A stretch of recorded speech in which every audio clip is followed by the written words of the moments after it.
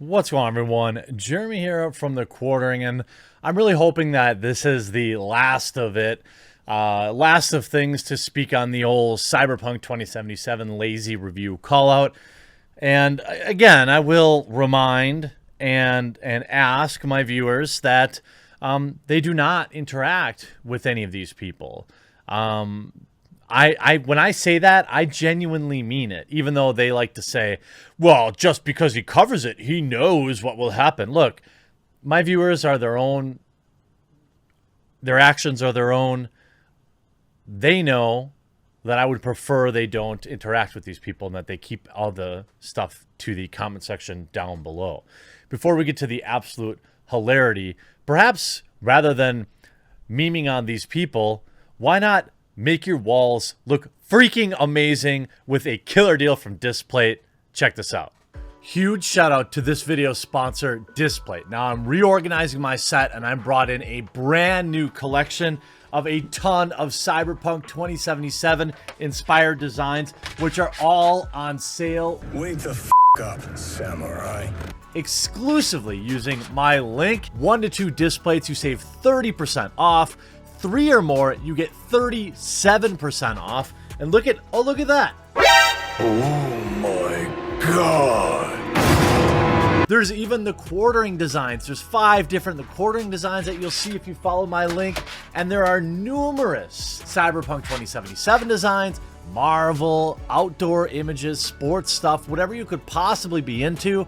Displate has something cool to put on your wall in a wide variety of sizes, from this all the way up to basically full wall mosaics when you combine them. And I have a huge thank you for all of you who have supported Displate throughout this year. They make an amazing gift, and if you're stuck inside like most of us are, they make a great way to spruce up your walls. They mount magnetically, so you don't have to stick any holes in your wall. Plus, you can swap them in and swap them out as the season goes, create your own designs, and have a ton of fun with it. Make sure you support the channel and support your boring walls or somebody else's by using the link in my pinned comment below and pick up some Displates and save huge. And thank you all for supporting.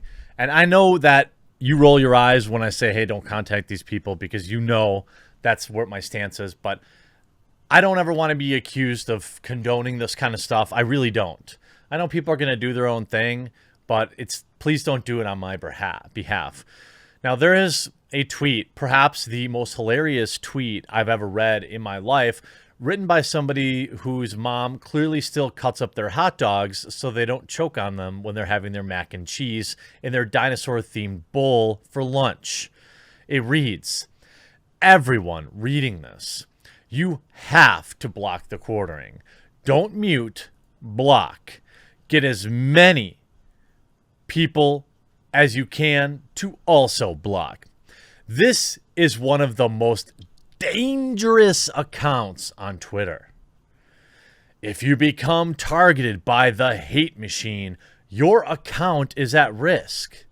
Block now. Share this info. Now, there's several things I'd like to address in this statement from Calvin. No, I don't condone any meanness on Twitter. Yeah, I get into it with the blue check marks every once in a while, but I don't actually hate anybody. I would never condone personal attacks, even though I am on the receiving end of them. I would never condone mass flagging, even though I'm on the receiving end of them. See, it's people that talk about this kind of stuff that really have no idea what it's actually like. Somebody says a mean word to them and they think they understand what it's like to have, thousands of people trying to cancel you. There's a reason I haven't mentioned the reviewer's name in days from that GameSpot review. I don't want anyone else dumping on them. I've said my bit on it, right? I said that I thought the review was lazy and that they admitted to skipping large portions of the game. It's over with. Hopefully, this reviewer will do better next time. That's all I ask. Just do better. You don't have to 100% the game. That's not what I was ever saying. What I was saying is maybe try crafting if you're playing an RPG game. They continue. This tweet is now at 17,000 impressions. I've never even checked impressions of a tweet before. Who does that? And already have a cadre of F-heads in my replies defending one of the worst accounts on Twitter, which has 100,000 Twitter followers. You'll be picking poop heads out of your replies for weeks. Block now. Quick primer, by the way. It's not about video games. Video games are the cover story. Something easy to prime the audience. The Gamergate Tenate pipeline has been well known for years. Okay, I don't know how else I can clear this up. I don't have a problem with any race or any orientation. Is that even okay to say anymore? I don't think it is. You get what I mean, right? None. Let me be very clear. Would one of the bad guys from WW2 say that? You know what's shocking is I have so little an issue with any race or gender or orientation or whatever that I will criticize them all equally. Imagine that. Imagine me, a regular person, I don't know, treating, let's say, a black female the same way that I would treat a white male, providing valid criticism and holding them to account. That's, I mean, where I'm from, that's a good thing. I don't think people want to be purse puppies. And then these replies are just, obviously I've archived everything because there are some genuine disturbing statements in here. I mean, I blocked the account. It's just a dog whistle and bigotry hidden in doublespeak. These people think I'm like Voldemort. It's so crazy to me.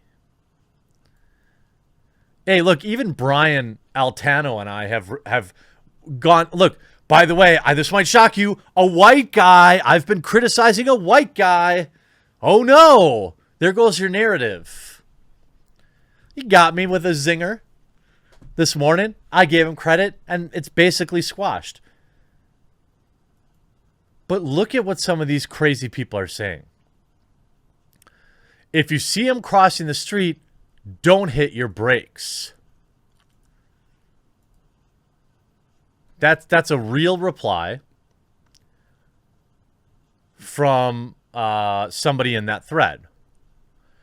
So because I called out a review where the person admitted to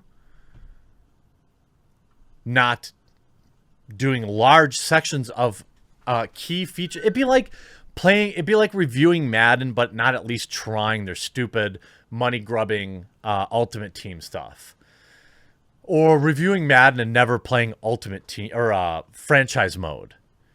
Yeah, you could play an exhibition and kind of give your review of how the game plays, but these are core features of the game.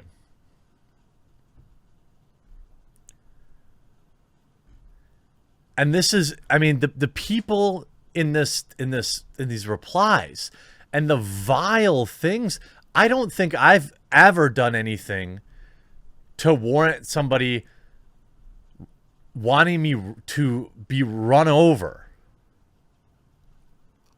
I'm not blaming the original poster of this. Never. Not his fault. Not his fault. Their fault, I'll say. I don't even really know. Here's Electric Camel. If you happen to see him crossing the street, don't hit your brakes. 11 likes. Over what?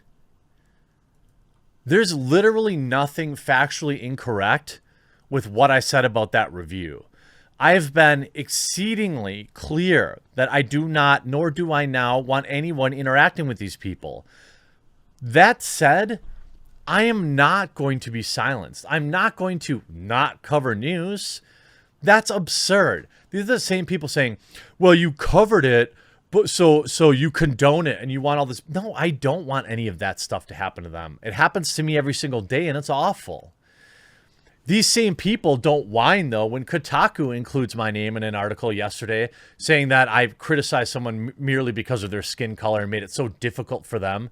Meanwhile, a day later, they were on the front page of Twitch and they're getting every fluff piece written about them imaginable. Nobody called Kotaku out for Kotaku bringing upon harassment to me. I mean, they mentioned me in a news piece. Isn't that funny how that works? It's one-sided, it's transparent, and it's pathetic. Now, we're talking about a minority of these, kind of psychopaths. And I'm sure that there is some really small percentage of these people in my viewership too. I don't condone talking like this. I don't condone making, doing personal attacks. You can always criticize somebody based on their idea. People, game journalists calling me, making fat jokes about me doesn't bother me. Okay. But it would bother them, right? And when they say things about my viewership and my viewers being terrible things, I don't stand for that either. I don't care if you want to block me on Twitter, but I think it's absolutely hilarious how these people vilify. I've never even interacted with this person. I am one of the most dangerous people on Twitter. What? How do you even go outside? Do you think that bird that one time flew over your head and left a little white deposit on your shoulder, was that the most dangerous bird in existence? What about that time you tripped and fell and skinned your knee? Did you put up a sign near that crack in the sidewalk or that little uneven piece and say, this is the most dangerous piece of sidewalk in the world? Of course, most of these people are upper middle class and never have ever actually experienced anything really oppressive. They're Westerners with affluent upbringings and have never really been a victim of anything. Think about the privilege that people who do this are demonstrating they have. See, they like to talk about fake privilege. I'm going to talk about what real privilege looks like. Real privilege looks like being able to have a total meltdown over a benign piece of criticism, being able to convince yourself in a self-righteous way that harassing somebody, in this case me, trying to deplatform them is somehow morally correct, and then spinning this whole narrative into you're the one being oppressed by me. You have it so good in life that you have to completely invent boogeymen to be afraid of. Maybe tomorrow when you wake up, take a second to just be thankful that your biggest concern is a Twitter account that you never have to interact with. I hope you enjoyed this video. Enjoy Cyberpunk this weekend, everybody, and we'll talk to you again real soon. And all I want to do is remind you that I have a thriving Discord community I'd like you to join. I have a strong presence on Twitter Alternative Parlor. You can find me on Twitter, and you can join my subreddit. I'd love to see you on all 4 platforms. Links are in the description of this video. You can also support the channel by clicking that join button down below and becoming a member here on YouTube, or signing up at my Subscribe Star, which is also linked in the description below. Both forms of support go miles to support people like my wonderful editor, Sean.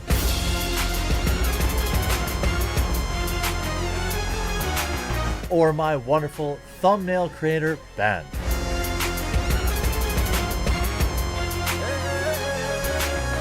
You don't have to do these things or join these communities, but it would be neat if you did. Now let's get on with the video.